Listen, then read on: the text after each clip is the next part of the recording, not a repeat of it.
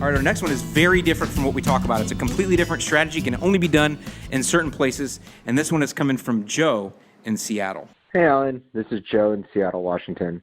Got a quick question for you. So I have a Northwest mix. It's like a sunshade mix of Kentucky bluegrass, rye, and fescue. Right now, we're heading into about the summer months, and I've been noticing that there's been a lot of thinning out since the spring. I did overseed in the spring, and I'm starting to notice that there's areas that just aren't filling in or haven't filled in. And I wanted to ask, does it make sense to go ahead and try and fill in those areas knowing that we're heading into the summer? I know that I will have the ability to keep it wet because I do have an irrigation system, but just wanted to know, does it make sense to hold off into the fall, or is it something that I can pursue now? What steps do I have to take to make sure that it stays strong throughout the summer? All right, love the podcast. Thanks. Bye. Okay, Joe, thanks for this question, because where you live, you can take on a completely different strategy than most people in the rest of the country. But the first thing I want to say is I keyed in on the first part of your question. You said that you seeded in the spring, but the grass seems to be thinning out.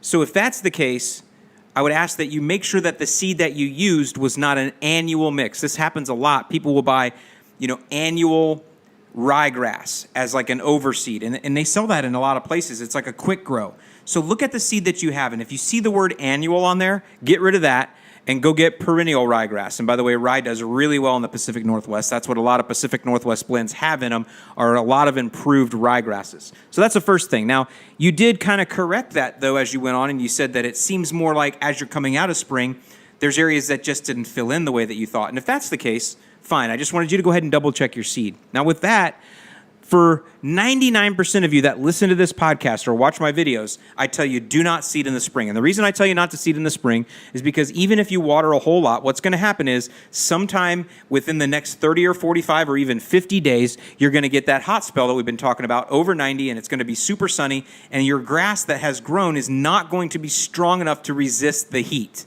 If you think about your existing turf that may have been in the lawn for 40 or 50 years or 10 years or 12 years, and it fades out in heat, imagine what grass that's only been established for, 30 or 45 days is going to do. It's going to be a different prospect. It's not going to be able to handle the heat, and it is going to suffer. But in the case of our friend Joe here, I actually did a little bit more research because I don't know Seattle, Washington very well. And look at what I found here. In August, the average high temperature in Seattle is 72 and the average low is 57. Same way in July. So to me, July and August are the hottest months, right? Average in Seattle, 72 high, 57 low. That is actually perfect growing conditions for cool season turf. So you, Joe, you actually have an opportunity here that doesn't exist for anybody. The only other person I know that would have this same opportunity would be Connor Ward. He lives up in the mountains of Utah, and I don't think it ever gets much above 75 where he lives either. So if you live in an area like that, your strategy can completely change, because I also bet that crabgrass is not as much of a problem for you as well. You may have some problems with crabgrass, but I bet it's not as much as areas that get a lot hotter. So with that, your strategy can change. And for sure, I would say, Joe, because Joe, one thing that he said is that he does have irrigation. I would say, Joe, that you might want to take on a seeding first type strategy. So normally, whereas I talk about getting the lawn thick by pushing it really hard with nitrogen, what I would say for your lawn is you might want to push it really hard with grass seed and supplement with nitrogen. In other words, seed now, wait a month, seed again, wait a month, seed again, wait a month, seed again. Just keep seeding year round and just let the strong survive. Let everybody sort itself out in there. Who's going to be the one that grows is the one that grows, knowing that your temperatures are great. Your temperatures are optimum for growing grass.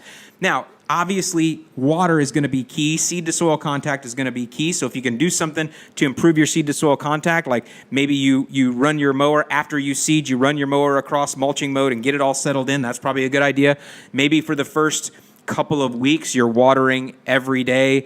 Hopefully you'll have some cloud cover, which I think you probably do in Seattle, which will help you. The idea, though, with seed is you got to keep it wet. So that's your challenge, is can you afford the water bills? Do you want to keep it watered? Are you going to get rain help? And if you are, then you could continue seeding because you have those mild temperatures, and you really have an opportunity that very few other people have, Joe. So I would say, yeah, man, go for it. Let me know how it turns out. I don't know anyone that's done a seeding first type strategy, but I definitely know in your climate that it could work. The only thing that I would say is because you have seeded in the spring and because you're going to continue seeding during the summer, is that you may get a little crabgrass breakthrough. You'll have to see if crabgrass is a problem in your area, but if so, you just get a little quinclorac and you spot spray. Now, the quinclorac that you spot spray, if you're using perennial rye or Kentucky blue, it will kill the grass. The label on quinclorac says 28 days after you see it emerge, you have to wait 28 days to spray quinclorac, or you could have some injury. However, in your case, you're going to always be seeding, so I would say that sacrificing a few soldiers to kill some crabgrass around it is probably fine. That's a different strategy as well. So go ahead and spray the quinclorac, spot it as you need. If you lose a little bit of your new perennial rye, you do, but you don't want the crabgrass coming in.